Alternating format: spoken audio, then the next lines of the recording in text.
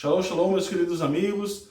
Essa semana nós estudaremos a Parashá Hayei Sarah, que é uma Parashá muito cheia de significados, mas que a gente precisa absolutamente da Torá oral para conseguirmos destrinchar, né, esses tesouros escondidos. Né? A Parashá Hayei Sarah, ela sempre causa de primeira uma estranheza, porque o seu nome significa a vida de Sara, mas quando você lê, o texto se abre justamente relatando a sua morte.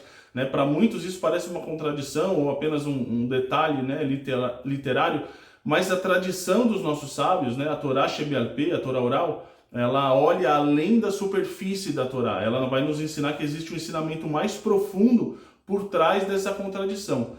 Segundo os Rahamim, a verdadeira vida de uma pessoa são os frutos que ela deixa no mundo. Né? E por isso as ações de Sara, sua justiça, sua fé, sua influência espiritual, elas continuam vivas mesmo após o seu último suspiro. É por isso que a Parashá relata que a sua morte leva o nome da sua vida. Né? Sem a tradição oral, esse sentido ficaria absolutamente oculto.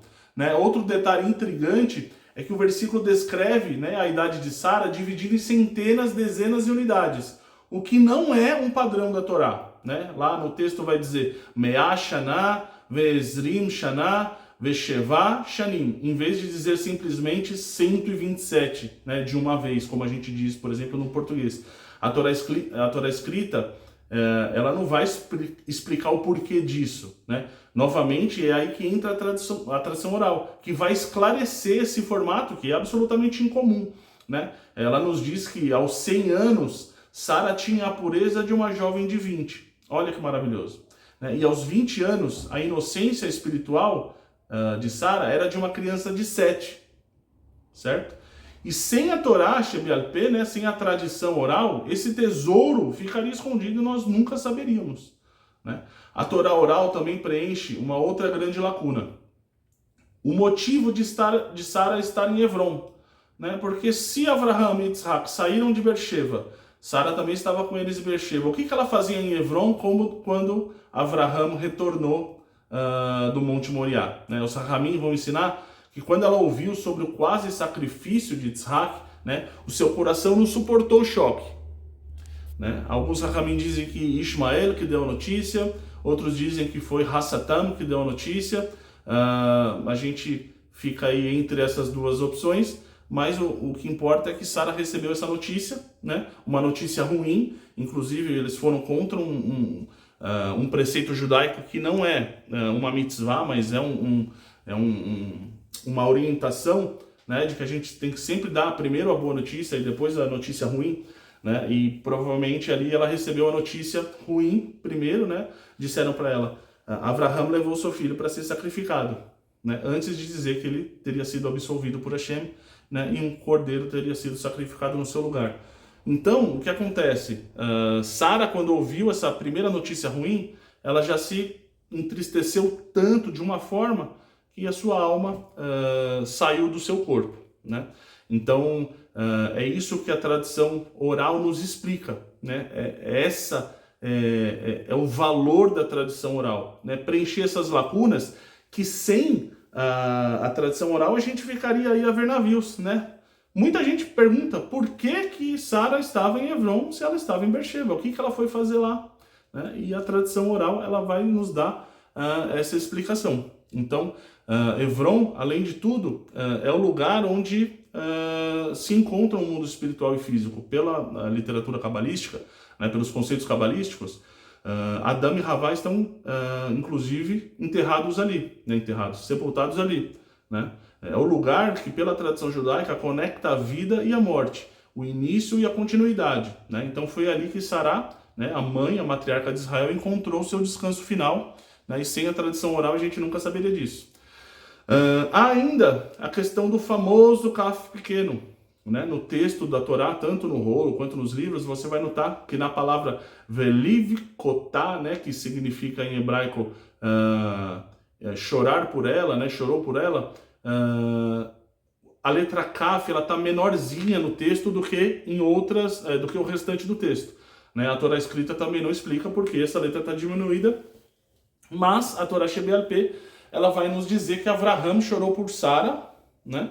Chorou, lamentou a morte da sua companheira, porém com medida, né? Sem desespero, porque a sua fé no eterno consolava o seu coração. E um detalhe, esse daí é um detalhe assim, microscópico no texto, né? Mas é um ensinamento gigantesco, né? Só a tradição oral permite nós enxergarmos essa nuance, né? Para nós que seguimos um judaísmo messiânico conservador, a Torá oral não é vista como uma rival da Torá escrita, né? Muito menos a Torá oral ela anula os ensinos e o testemunho de Yeshua HaMashiach. Jamais, né? Desde que, claro, não contradiga a Torá, né? Desde que seja uma tradição que não anule os mandamentos da Torá ou qualquer outro escrito da Bíblia, os profetas, as próprias palavras de Yeshua, nós guardamos os testemunhos de Yeshua. E isso não combate, não confronta com a tradição oral, né? É uma outra interpretação de algum sábio, né? Que naquele momento, de repente, não teve total clareza do que Hashem estava colocando no seu coração, né? Porque Hashem não falha, quem falha é o homem, né? Então a Torá oral, ela foi dada no Sinai junto com a Torá Shebitav, né? Então ela o conceito espiritual da Torá oral também é infalível. A questão é que a interpretação humana muitas vezes pode vir com um escorregão aí, né? Por exemplo, nós rejeitamos práticas que aos nossos olhos ultrapassam os limites da Torá, como acender velas para tzadikim, ou visitar túmulos pedindo intercessão para aquele tzadikim, né? Tudo que é colocado no lugar de Hashem, a gente considera avodah zará. Então essas coisas a gente não faz. Mas dentre todo o mundo da tradição oral, olha quantas coisas a gente tem que nós assimilamos, né? Boas tradições, né? E olha quantas coisas a gente rejeita. São muito poucas dentro do mundo da tradição oral, né? A Torá Shebealpé, né, a tradição oral, ela não é um peso, né, nem um adorno. Ela é uma chave interpretativa, né? Ela dá cor, dá profundidade, dá sentido aos detalhes da Torá escrita, né? E é ela que nos permite entender por que a vida de Sara continua mesmo em sua morte, né? Porque os seus anos são contados de forma tão incomum e porque os seus passos levaram ela até Hebron, né? O que significa aquele café pequeno que, sem orientação, teria passado batido, né? Sem a tradição oral, para Parashá Hayesará seria apenas um relato histórico, né? Com ela, a gente faz a Torá se tornar uma fonte viva de ensinamentos espirituais, né? Tanto para judeus messiânicos, para todos que buscam caminhar com o Eterno, com profundidade, reverência e entendimento. Tá bom? Querido, queridos, era isso que eu queria passar para vocês hoje, meus ahim.